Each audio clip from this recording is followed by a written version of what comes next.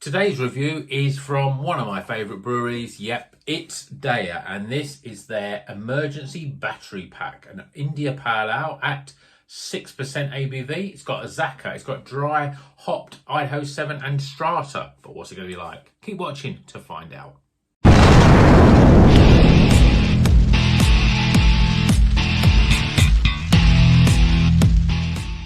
Welcome back to Rocker's Beer Review. Today reviewing this beer from DEYA. This is the emergency battery pack in this nice big 500ml can, which they always do at DEYA. Always gives them a little bit of an edge, I think, on some breweries, these 500ml cans. Obviously, if the beer is rubbish, then it's not worth it. But if the beer is good, and with DEYA usually it is, it just gives you that little bit more satisfaction knowing that you can enjoy it for longer.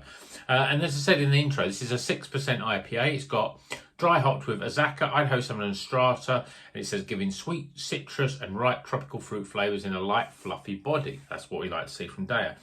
Now, I'm a big fan of DEYA, and I think they make more good stuff than bad stuff. There's been a few little beers that are not quite hit the mark for me, and I've got a pale ale from them as well this month because usually I find their pale ales not as good as their IPAs. But I thought, well, let's see if their pale ales are coming back a little bit more. But this is an IPA. There's quite a lot of releases of DEYA this month, and I'm surprised I only got 2 because there was quite a few other ones that I was looking at. But let's crack this open, get it in a glass, a DEYA glass, of course, and see what it's all about. See if it's any good. Let's see what it looks like pour-wise. I mean, DEYA are always famous for their great silky mouthfeel. And it was just the few beers that I had, I think, at the beginning of the year, just didn't quite have that silky mouthfeel. They weren't quite as smooth as normal. But certainly beer in a glass, this looks like a DEYA beer. We've got, I mean, I poured it quite slowly, but we've still got 3 fingers of head. It's pretty compacted, just off-white. Then we got this lovely orangey New England style coloured beer. Yeah, it looks pretty good. Let's see what the aroma's like. Yeah, lots of sweet citrus fruits. You've got a little bit of mango. There's something really sweet in there. Like, always like a sweet satsuma sort of aroma. It smells very inviting. It's got that sort of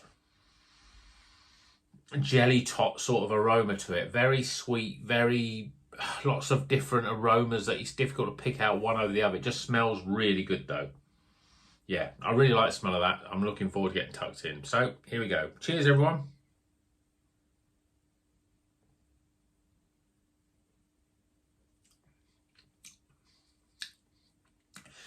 Yeah, flavour wise, I'm getting sweet pineapple, even quite big in a flavour. There's oranges, satsumas, there's a little bit of mango, there's a bit of papaya in there. Then you've got citrus fruits, you've got a lot of grapefruit sort of sitting in the background. It's smooth, it's got soft carbonation, it's a really nice beer.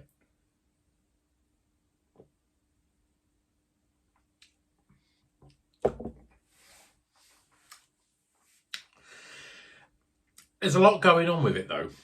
And there's a lot going on in a way that's, for a beer reviewer, it's a nightmare beer because there's lots of citrus, there's lots of tropical fruits, there's lots of about everything, but there's nothing sort of jumping out that you can really sort of clutch onto and describe.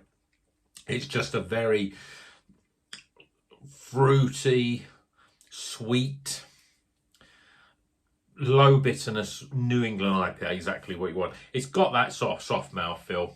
I think although I've had it out of the fridge 20 minutes, I got it out of the fridge and thought I'm going to leave that for a while, and then I thought I really want this beer, so I've drank it, and I think I should have probably left it out a little bit because it's the coldness makes the understanding of the sort of flavours again a little bit more muddled. But I can tell that this is still a good beer. So you're getting that sweetness, you're getting orange and pineapple up front. You're getting a little bit of that papaya and a little bit of mango as well. The citrus fruits are in there. They're not as dominant in terms of, when I say citrus, obviously oranges are citrus fruits, but it's more on that orange side. There's a little bit of lemon and a little bit of lime in there, but grapefruit's probably the bigger sort of flavour. There's just sort of, you get a wave of that right up front, and then all that sweetness comes in, so it drops down, and then as the sweetness sort of mellows in your mouth, really, you're getting that grapefruit that just sort of hangs around a little bit. But it's got a nice sort of finish to the beer, really, a nice sort of dry bitterness there on the back end. But when I say bitterness, it's quite a low bitterness, really.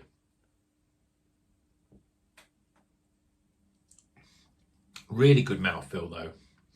You get that because when you drink it through the foam, through the froth, you get that added experience.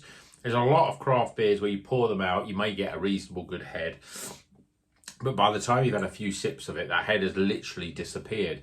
And then you're drinking the sort of juice flavours, you're drinking that sort of beer flavour. But with this, you get that added creaminess because that head is still, you know, it's still sticking around, and you get that benefit when you drink it.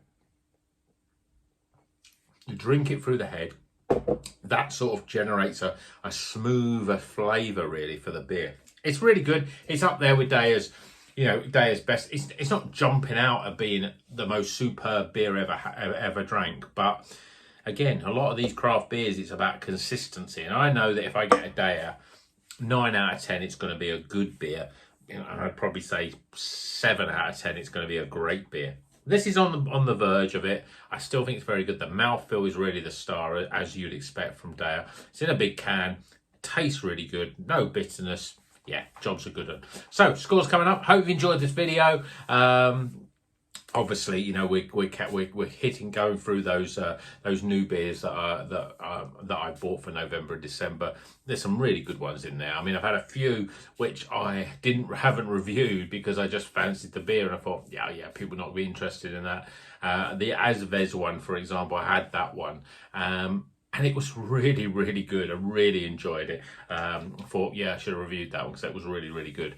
But there's lots of other beers to come. And obviously I've still got sour beers to come. I've got that stout to come. And as I get into Christmas, I'm going to probably buy a few more stouts. I want to get into the Christmassy feeling, you know, that warmth and the chocolatiness of a stout. You know, the whole concept of that at Christmas just sounds great to me. So definitely going to get some more stouts. But scores coming up, and until the next one, you know what you're going to do. Keep on rocking.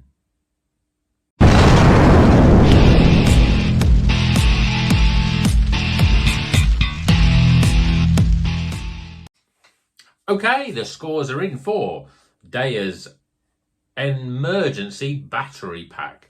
This is a IPA. It's got Azaka, Idaho 7 and Strata in it. And, you know, when I read it, sweet citrus, ripe tropical fruit, a light fluffy body. It's got all of those things in it as well. It's a very good beer. Is it up there with DEYA's best? Probably not, but it's still a good beer and worth your time. So let's go through the scores. Starting with aroma. Appearance. Flavour, value for money, and my overall experience. Tighten those scores up, we get a total score of, you know what? That is the Iron Maiden of beers, the heaviest of heavy metal. So, hope you enjoy. See you in the next one, folks.